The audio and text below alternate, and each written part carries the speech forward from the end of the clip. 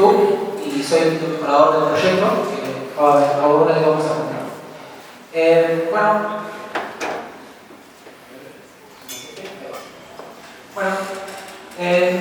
Les comento más o menos cómo arrancamos con el proyecto. Nosotros somos un grupo de jóvenes, amigos y socios, que con Nacho, que es un colega que no pudo venir porque trabaja en el proyecto, le mandamos un shout-out. Empezamos a trabajar con la idea de la búsqueda de una genética autóctona del lugar de Santo Tomé. Nosotros, como la Asociación Santo Tomecina, dijimos, bueno, vamos a, y esa es donde están marcadas las chatitas, es donde pudimos conseguir los ejemplares. En esta última semana se nos agregó un ejemplar más, que es la Dr. Carmen, gracias a los chicos de Carmen, gracias a Santi que nos proporcionaron la cepa para también empezar a hibridizarla y empezar a buscar las características que necesitamos. Cuando empezamos a recorrer, nos encontramos con cultivadores que, por el hecho de la característica que sean de más de 10 años, fue difícil conseguirlos y en el 90% de los encuestados y de la búsqueda, todos tenían THC. El componente CBD no lo conseguimos solamente, como decía Eli, es muy difícil conseguir las plantas que tengan CBD, porque quizás por una cuestión no sé, en el momento en que se empieza a cultivar y se empieza a hacer un poco más conocido, como Fabricio decía, ellos tienen una genética desde hace unos 9 años, 4 años cuando trajeron de Holanda.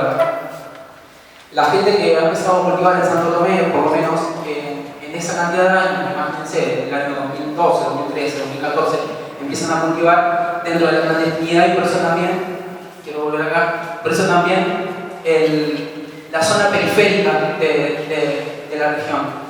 Vamos a encontrar gente también del centro, que es la Malibú. La Malibú está en la región oeste, prácticamente el centro de Santo Tomé. Pudimos dar con ella. Bueno, Mobili de la región del oeste, Super Silver Case con 9 años de cultivo, también de la región oeste, Malibú, que es de la parte del centro, Tangi de por acá, Tangi de por ahí, y bueno, Dr. Harry, Santi, ¿de dónde es Dr. Harry? De acá de Santa Fe o de Santo Tomé? De Santo Tomé. ¿Me podés decir como de qué zona es más o menos? Desde leer foros, desde buscar información, tratar de encontrar desde la misma pasión que nosotros teníamos, para ver cómo podíamos meternos de lleno, y nosotros decíamos cómo hacen los vascos para sacar y desarrollar sus propias semillas. Decíamos, ¿cómo hacen? Bueno, nos encontramos con leyes de Mendel, nos encontramos con muchísima biología, nos encontramos con muchísima genética, cosas que fuimos aprendiendo de manera autodidacta, ¿no?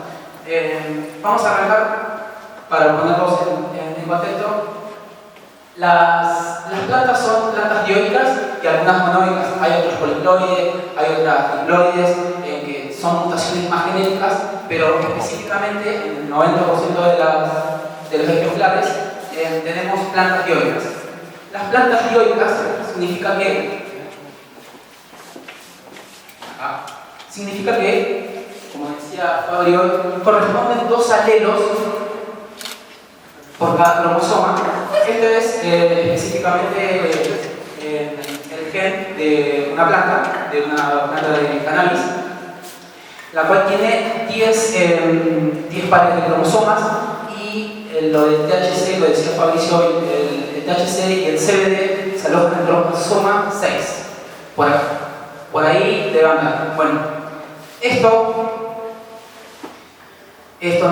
el responsable de la propagación de THC y CBD, como les decía recién, sin embargo, estudiar la planta, los investigadores hallaron mucho. ¿Qué quiere decir esto? Que la planta se va a manifestar los genes que tiene según el ambiente en el que está rodeado. Bueno, es un alelo, es la variante de cómo se expresa el gen. Y arrancamos de a poquito con la ley número 1, la ley de uniformidad. Al cruzar entre sí 2 líneas puras, se obtiene una generación lineal uniforme en la que todos los descendientes son iguales entre sí. Seguramente han escuchado el término F1.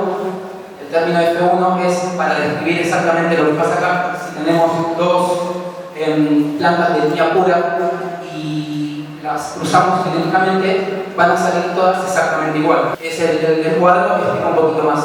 El cuadro verifica que si cruzamos los F1 logramos identificar el gen recesivo y además logramos identificar cuáles son, y que también aparte de lana es lila. Cuando la crucemos con otra planta, el lila no va a interferir con lo enano de la planta y lo enano de la planta no va a interferir con lo lila de la planta. ¿Qué quiere decir esto? Que la transmisión de genética, la transmisión de información se va a dar sin entorpecer a otra característica específica. Acá de nuevo el cuadro también nos da acá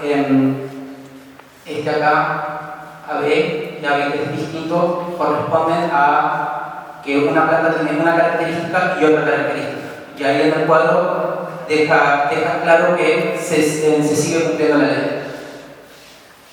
Bueno, crianza y cultivo. Una vez que desarrollamos todo este sistema de leyes de Mendel, que tenemos identificadas las genéticas que queríamos trabajar, que empezamos a la crianza y el cultivo y la selección de ejemplares. En nuestra selección de ejemplares, por lo menos, buscamos llevarlas a un estrés, un estrés de todo tipo, estrés de fijas. Una de las cosas que pasó, teníamos una Kanji, que es la que nos dieron, y a esta Kanji la expusimos a muchísimo calor y el terpeno, que es característico de la Kanji, empezó a desaparecer. Ahí lo cualitativo empezó a perderse un poco, pero nosotros lo que queríamos era sacarle el olor al zorrino de la Kanji. Entonces seguíamos en dirección de lo que estábamos buscando. Para responderte, lo cualitativo sí se identifica. No, y también aportar de que por eso en el mundo existen cazadores de genéticas, ¿no?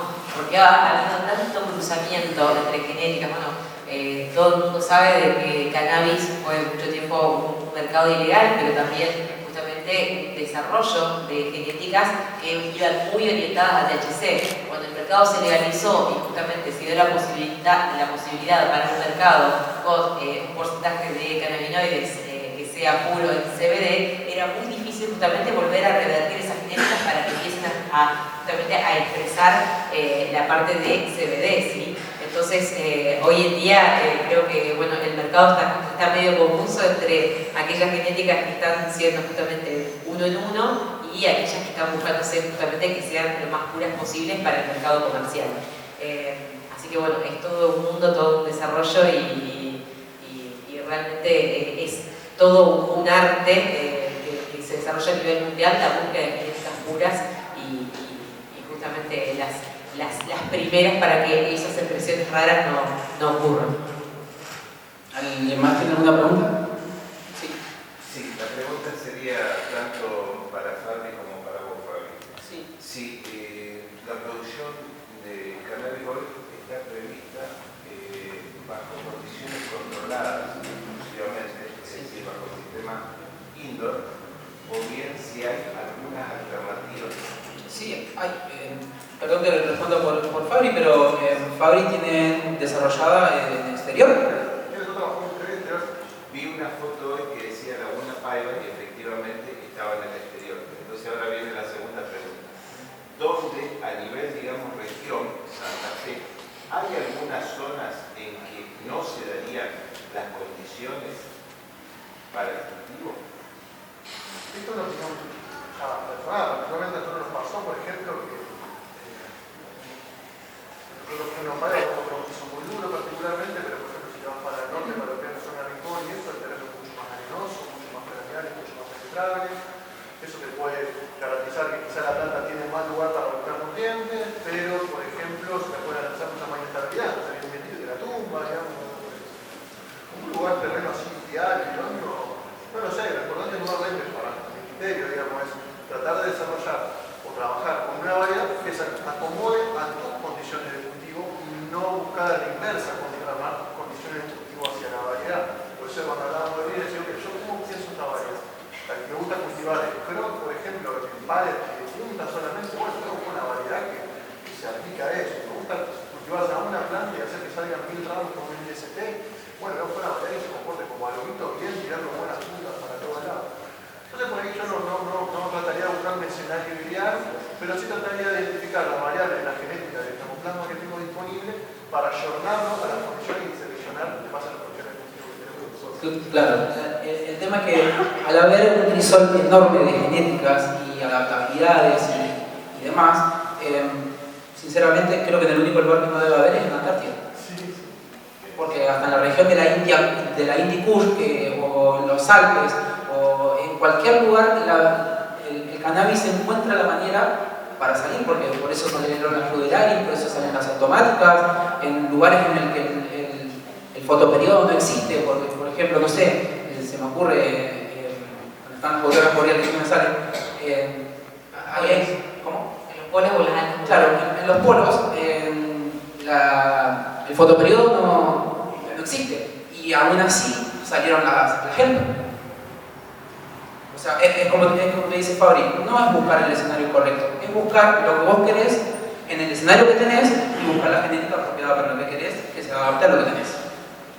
Un aporte hago, la Facultad aquí de Agronomía de Esperanza está justamente realizando un ensayo que lo realizó en el CIRCA, en la cual trajimos suelos de distintas partes de la provincia para justamente ver la adaptabilidad al suelo de cannabis, ¿sí? Genéticas que teníamos ahí en control. Ese es un estudio muy bueno, están los primeros resultados, recién los mandaron la semana que viene, pero bueno, ya los tenemos también para comunicarlos. Y en cuanto a tu pregunta con respecto a cuáles son los tipos de cultivos, o sea, los modelos de cultivo posibles, yo voy a mencionar 4, pero realmente, como dijeron, hay una adaptabilidad terrible, pero bueno, una es justamente a campo, que ellos claramente lo pueden hacer justamente a campo a cielo abierto, por el hecho de que están haciendo un fitomejoramiento, pero para cultivo, justamente para la industria, se necesita que sea a campo pero bajo cobertura. Ese es un tipo de cultivo. Después también tenés el tipo de cultivo de invernadero híbrido, que puedes utilizar tanto la luminaria solar como también accesorio de luminaria. Después tenés el tipo de cultivo indoor, que es justamente todo automatizado con luminaria, o sea, que es lo que tenés que representar dentro de esa estructura cerrada. Justamente tenés que posibilitarle a la planta que tenga las condiciones de humedad, temperatura y también de justamente fotones que simulen las mismas condiciones de la luz solar, eso durante todo el día, dependiendo del estadio que busques. Y después tenés también lo que hoy en día es lo más innovador, que son las salas confinadas, a las cuales justamente no hay una recirculación de aire, sino que hay una preparación del aire que ya contenga la humedad, la temperatura y el dióxido de carbono necesario para inyectarlo a la sala. Y bueno, son las famosas producciones que se dice que no tocan el aire terrenal, ¿sí? Bueno, eso puedo mencionar al menos 4, pero hoy en día realmente es una industria que cada vez va innovando más y va simulando diferentes condiciones para la industria.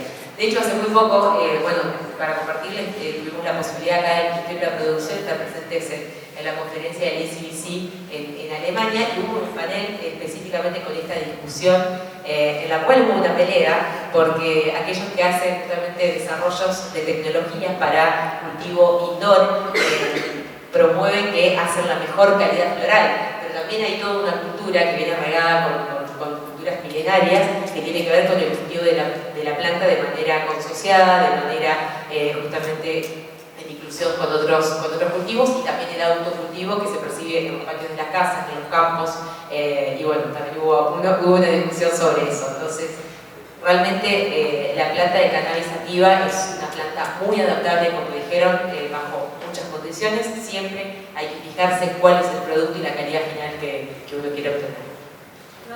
Un datito quería dar. Y bueno, eso, yo voy a estar brindando unos datos ahora, pero el agua justamente es un dato, o sea, es una necesidad muy importante y que hay que tener en cuenta a la hora de proyectar un desarrollo productivo de cultivo de cannabis. La demanda de agua de cannabis es muchísima, sí o sí hay que planificar un desarrollo de cultivo bajo un sistema de riego automatizado, dependiendo claramente de la escala, sino que pintor en su casa puede hacerlo con una regadera o con las mochilas aplicadoras, pero si uno piensa a una escala mayor, sí o sí uno tiene que planificarse bajo un sistema de riego automatizado. Y con respecto al pH. Bueno, también el pH, a ver, ahí entramos en todos los requerimientos que tienen que ver con la planta dependiendo de su estadio de generación. Lo mismo, cuando hablamos del agua, un factor muy importante es la conductividad, y aquí en Santa Fe tenemos altos valores de conductividad cuando uno tiene la provisión de agua por parte de un pozo, ¿sí? Los pozos aquí en Santa Fe, sobre todo en la zona que nosotros estamos trabajando, tienen alta conductividad, entonces uno tiene que sí o sí pensar su proyecto bajo un sistema de ósmosis inversa para poder trabajar. Es lo que nos pasó a nosotros en nuestro proyecto.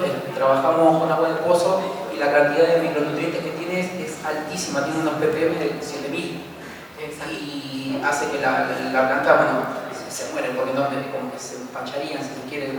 No sé cuál sería la definición técnica específica, pero sí es complicado trabajar con grandes valores de micronutrientes. Minerales puede afectar por la característica del sabor o de aroma, esas cosas. Todo lo que es la parte del exceso de nutrientes a la planta tampoco es demasiado. Ni hablar de si tiene que estar expresado o todo ese tipo de características. Si al final, si por arriba de 7 no son resultados. No recuerdo los números, son bastante fáciles de buscar, después lo buscamos y lo charlamos. Pero, nuevamente, la discusión por ahí, yo digo, a la hora de pensar en cannabis, particularmente nosotros, sí existen los ideales, obviamente, pero no hay mejor ideal que empezar, digamos. Empezar con lo que uno tiene, con lo que está, y después ir ajustando, viendo las variables, ir aprendiendo sobre la marcha. Che, mirá, tengo 0,4 gramos por watt de cosas, ¿cómo puedo meter dióxido de carbono en la sal? ¿Cómo puedo mejorar el agua? ¿Cómo puedo ir ajustando sobre la marcha en base a los resultados que uno va obteniendo? Porque muchas veces dice, le voy a meter, le meto el mejor agua, le compro este nutriente, le compro esta melaza, y no te soluciona nada, te termina teniendo más problemas. Entonces, por ahí yo siempre trato nos ha pasado, hemos tenido miles de situaciones, porque llevamos mucho tiempo, por eso se me han revertido cuartos enteros, miles de situaciones. Yo creo que no hay nada más divertido que encontrarse con una situación y a partir de ahí empezar a trabajar sobre las variables de comunicación y no tanto pensar en los ideales antes de empezar a cultivar. Tal cual.